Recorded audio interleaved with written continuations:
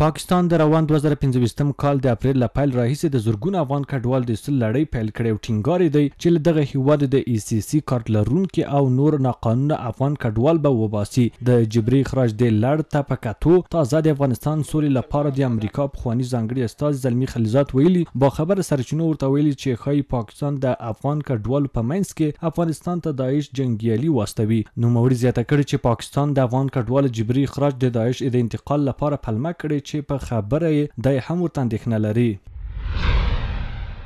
پوه خلک راته وایي چې کیدای شي پاکستان د افغان کډوالو له اخراجولو استفاده وکړي او داعش افغانستان ته واستوي. زه په دې اندېښنه کې شریک یم. ډیرو کډوال د ایستل کېدو په جریان کې خپل شتمنۍ او ملکیتونه له لاسه ورکړي او ان داسې راپورونه ورکړل شوي چې پاکستان کې د دوی شتمنۍ ضبط شوي دي. د کډوالو چارو وزارت ویان شمشاد سره په مرکه کې ویلي د راستنېدونکو کډوالو لپاره بشپړ چمتووالی لري او له ټولو امنیتي ارګانونو سره په ګډه افغان کډوالو د راستنېدو پروسه څاري. د دې لپاره اسلامي امارت پوره تصمیم لري. په دې کې موږ سره استخبارات موجود دي، وزارت داخله ده، وزارت دفاع ده.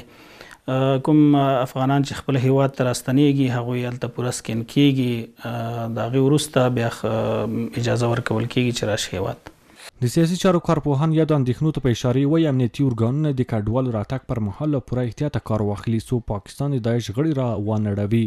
خپل افغان د هغه که هر څوک ده د هغې لپاره په مکمله معنا تدبیر ولري، پروسه د چک او د دې سره یعنی ټول هغه لزومات چې ضرور دي د امنیت لپاره هغه باید ولري. موږ به خوشباورۍ باندې مخې ته نه ځو، نو هله به وکړلی شو چې خپل امن او امنیت ثبات وساتو. د پاکستان د کډوالو جبري اخراج په لړ کې افغانستان د داعش د احتمالي لیږدېدو په اړه اندېښنې داسې مهال دي چې څه موده وړاندې بهرنیو چارو وزارت سیاسي مرستیال شیر محمد عباس تانکزي له شمشاد سره په مرکه کې ویلي وو داسې شواهد لري چې ښایي داعش په پاکستان کې مرکزونه لري او د دې هیواد د پوځ له لوري د روزل کېدو سربیره تمویلوي هم. کارپوهان هم وایي چې په پاکستان کې داعش د غړو نیول کېدل د دې ښکارندویي کوي چې دا ډله د افغانستان برعکس په پاکستان کې ده. او په دې باندې امریکا او خلیلزاد ښه پوهېږي چې پاکستان د ترهګرو تروریستي ډلو ټپلو ځاله ده. همدغه اوس دغه ناروا جنایات چې زموږ د مهاجرینو سره پاکستان او ایران ترسره کوي، تاسې د خلیلزاد کوم غبرګون د پاکستان پر وړاندې اورېدلی یا لیدلی هم ده؟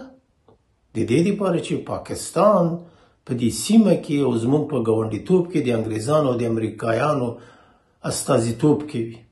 شکی نیست که پاکستان باز هم با بهانه خروج اجباری مهاجرین افغانستان تعدادی از داعش و یا گروه های تروریستی دیگر در افغانستان داخل بکنند که البته باعث بی‌نظمی و بی‌ثباتی در منطقه خواهند گردید. وروستیو کلونو کې له پاکستان سره د افغانستان اړیکې بې مخینې توګه خړې پړې شوې دي. ډیورن پرزي کرښې په اوږدو کې نښتې په کراچۍ بندر کې د سوداګرو د ټرانزیټي توکو درول او له دغه هیواد د افغان کډوالو جبري ایستل هغه څه دي چې دواړه هیوادونو پر اړیکو یې سوری غوړولی دی.